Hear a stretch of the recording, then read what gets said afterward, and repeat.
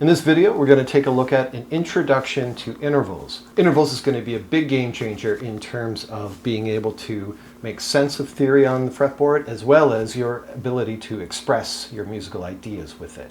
So let's check it out. The first thing you want to do here is study the major scale and its intervals. So what I'm going to do is show you how to play a C major scale 1 octave. This is going to consist of 5th string 3rd fret C, 5th string 5th fret D. Over to the 4th string we're going to play 2, 3, and 5, and that's going to give us E, F, and G. Finally, we're going to go to the 3rd string and we're going to do 2, 4, 5, or A, B, and C. And if you play it all together, you get the very familiar sounding major scale, or the song you learned as a kid, Do, Re, Mi, Fa, Sol, La, Ti, Do. Now what we're going to do with this scale is we're going to break it down in terms of its intervals. Now what is an interval? An interval, when it comes to music, simply means the distance between any two notes, or the space between them. And what you're going to find is as we break this down, each interval will have its own sound or a unique character, perhaps a song that it'll remind you of. And what we're trying to do here is recognize these little hints that every interval will give us, try to register it mentally so that we can recall it later. And this is going to provide a benefit that I'll explain at the end of the video. But let's take a look at our C major scale in terms of the intervals. The first interval you're going to run into simply is playing the first and the second note of our scale. So in this case, C and D. That interval is known as a major second, or the first and second note of a major scale, pretty simply. Now when you play that or hear that, maybe it doesn't remind you of something in particular. But what I want to do is see if I can get you to think of a song or a phrase that it reminds you of. And I'll tell you what, I'm going to, throughout this entire thing, I'm going to give you my own personal references for each interval, things that each interval reminds me of. So for me, that from C to D reminds me of the old Black Sabbath song, War Pigs. Now I know it's not in the key of War Pigs here, but it doesn't matter. The interval is the same. It's a major second. Okay, so whenever I hear, I think War Pigs.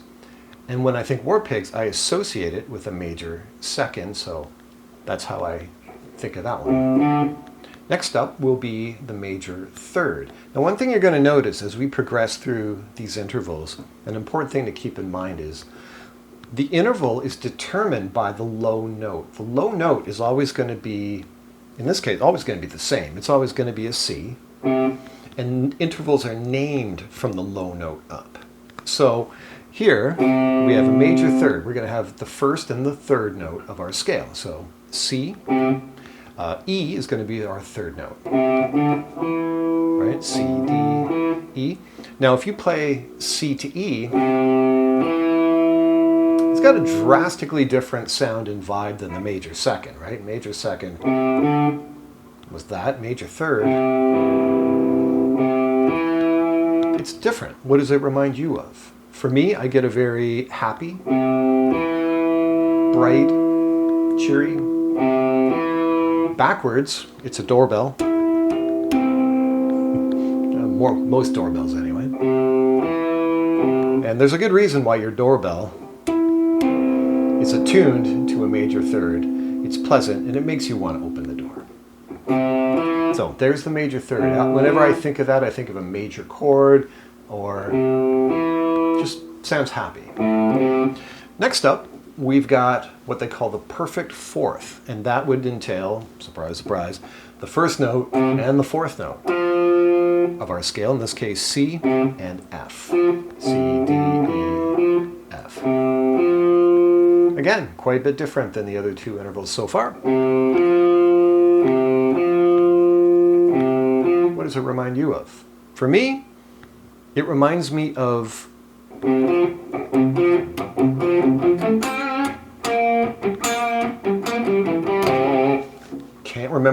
Song for the Life of Me. It's an old classical piece, I know.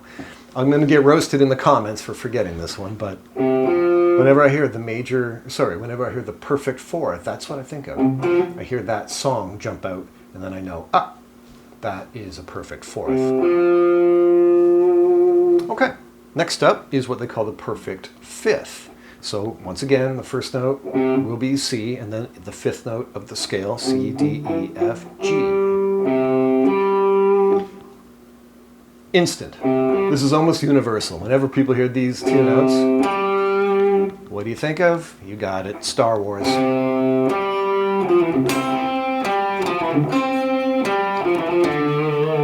Right?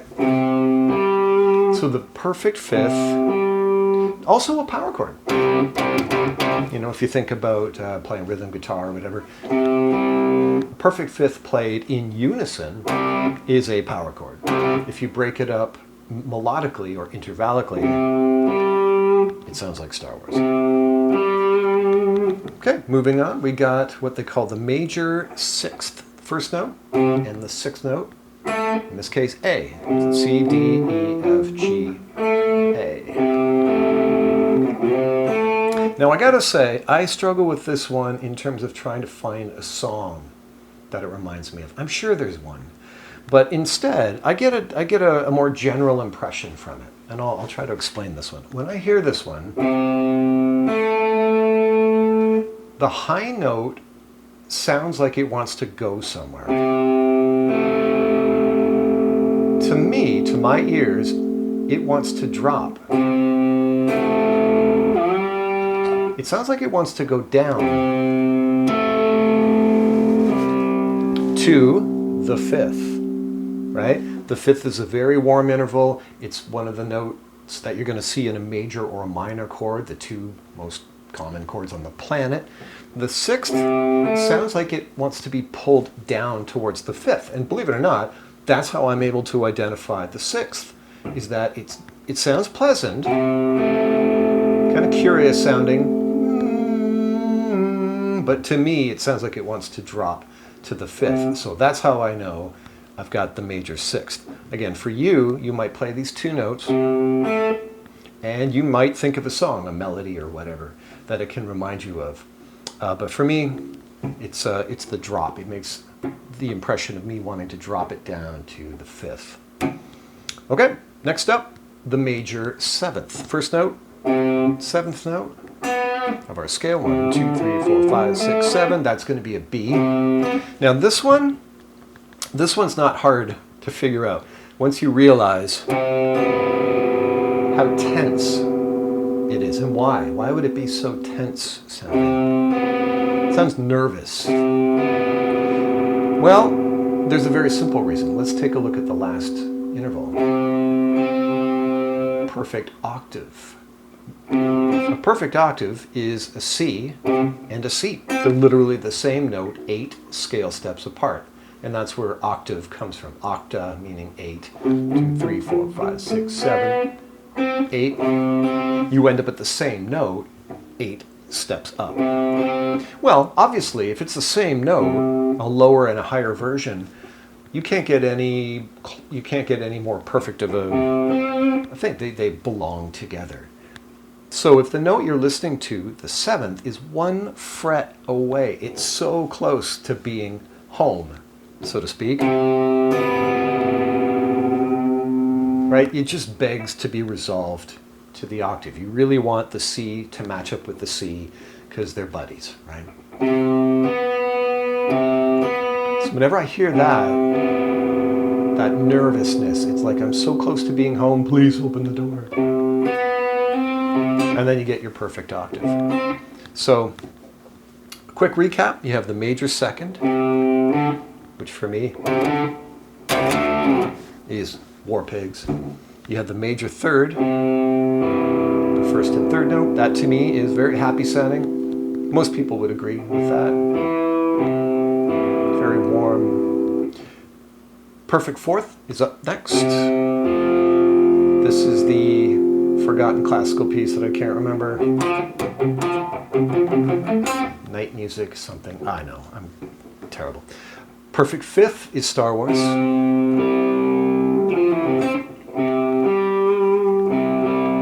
fifth note. The major sixth, that's the one again. To me, it sounds pleasant enough,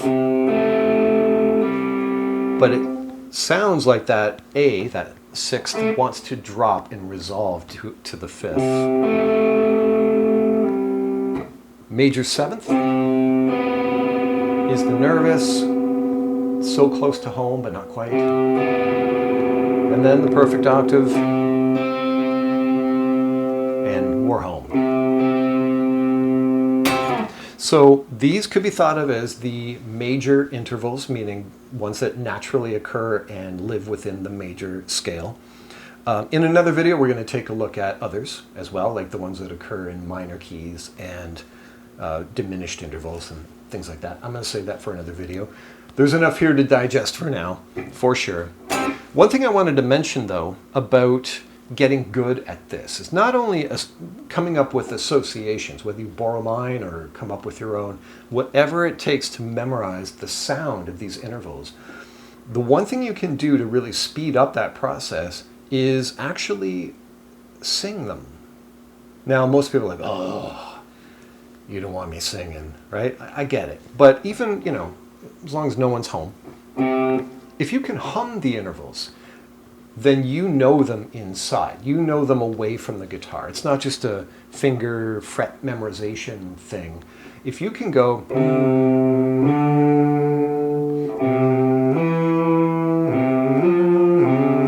if you can sing the intervals accurately, and I'll show you a couple ways to do that. One thing you can do is play the two notes and then sing them.